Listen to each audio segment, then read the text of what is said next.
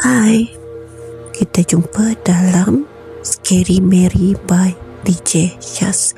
Selalunya untuk cerita Scary Mary by DJ Syaz ni saya typekan, tapi kali ni saya dah jadi malas nak menaip. Saya just kongsikanlah, saya just cerita saja, verbal saja ya.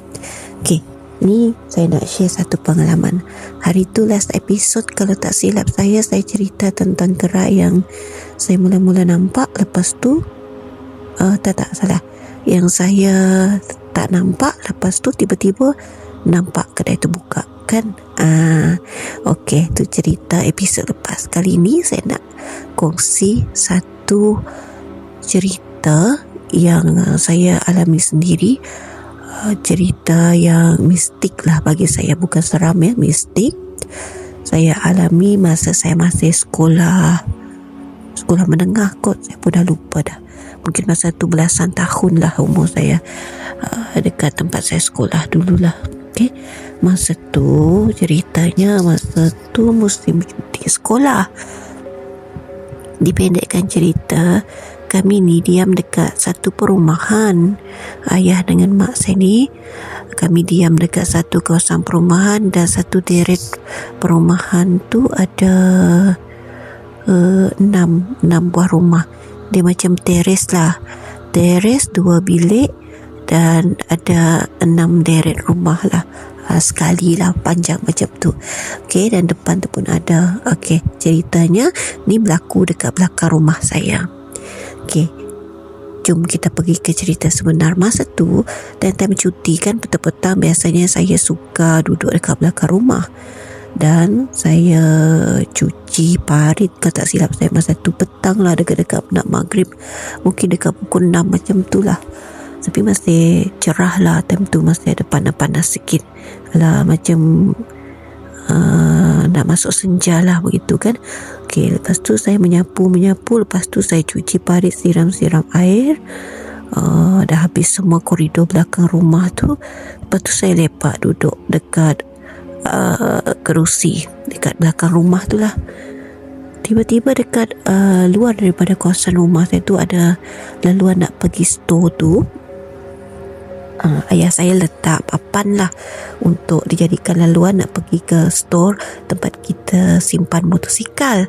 Okay, jadi papan ni dia ada 2 keping je lah. Okay, kemudian saya ni berjalan nak masuk ke dalam store tu, sebab dalam store tu kita masak air guna kayu. Sebab saya tahu mak saya akan suruh saya masak air guna kayu, sebab kebiasaan kami akan masak air guna kayu walaupun dah ada dapur gas, tapi kita kan nak jimat elektrik. Ada dapur gas, ada elektrik, tapi mak saya lebih suka guna dapur kayu lah time tu. Tak tahulah kenapa, mungkin vibesnya kot. Okay, lepas tu saya pergi masuk ke store. Lepas saya dah isi air dekat 2 cerik besar tu, dah pasang hidupkan api dapur tu, tungku tu kan, api kayu tu. Lepas tu saya patah balik.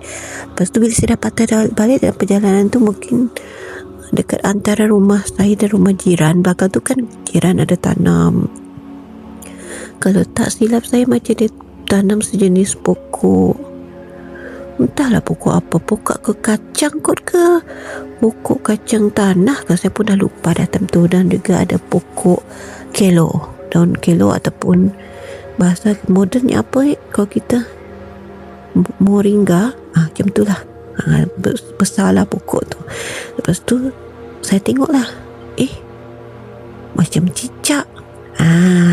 Ni kita masuk part misteri ni, misteri dan mistik. Ada cicak, saya tengok.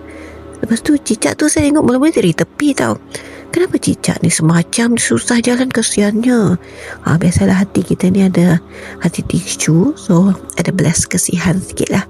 Lepas tu saya tengok, sampai nampak tulang tau cicak tu. Dan yang peliknya, dekat badan cicak tu, korang nak tahu tak, saya tengok cicak tu kena cucuk jarum.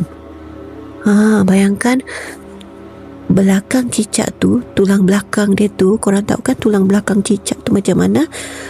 Dicucuk jarum, kemudian dililit menggunakan benang merah kalau tak salah ingat saya.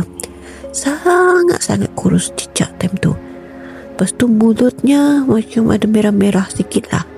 Sakit kot. Siapa kata tak sakit kan? Kita manusia pun dah sakit ni kan, cicak pula.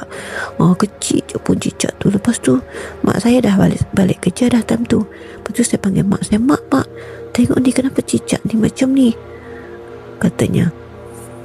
Okey, saya pun pelik. Saya panggil mak saya datang tengok. Lepas tu mak saya kata macam ni, jangan pegang lah, katanya. Dari mana cicak tu tadi? Entah, saya jawab macam tu. Memang saya tak pegang pun, tapi saya kesian lah. Mula-mula saya memang nak pegang, tapi saya kesian tengok dia nak tiba-tiba saya cabut jarum tu, nanti tiba-tiba mati macam mana pula kan, lagi kesian. Lepas tu saya tengok lah macam tu je. Saya tengok cicak tu berjalan perlahan-lahan pergi ujung mengarah ke kawasan padang. Sebab rumah saya ni naik atas sikit kawasan padang. Okey, lepas tu pada sekolah lah. Lepas tu kan saya pun heran lah, kenapa cicak ni kena macam ni? Siapa yang buat dia? Time tu kan kita masih budak-budak. Saya pun tak ingat time tu saya form berapa ya.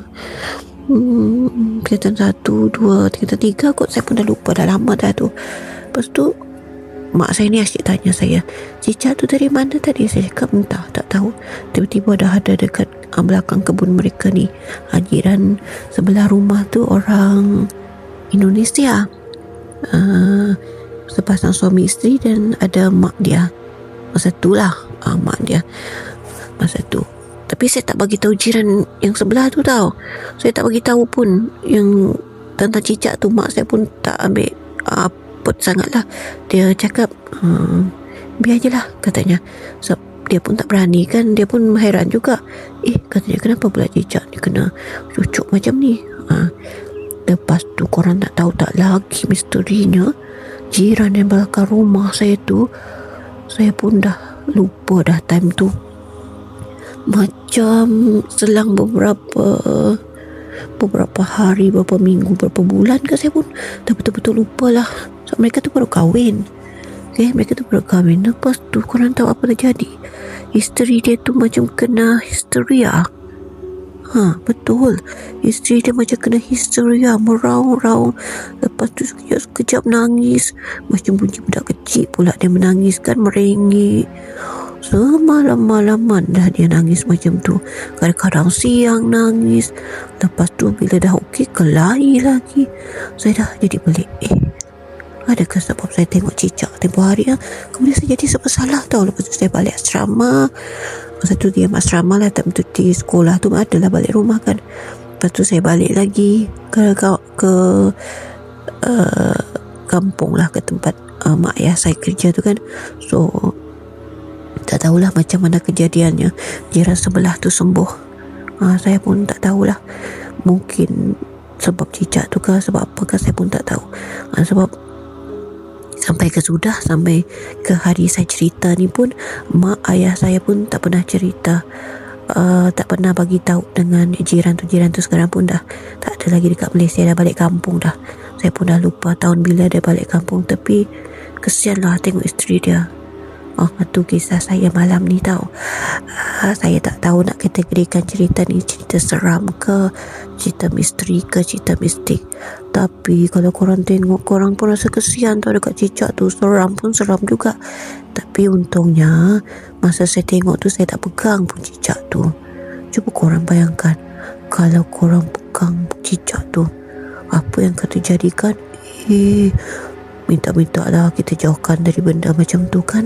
Itulah cerita saya kali ini untuk Scary Mary by DJ Shaz.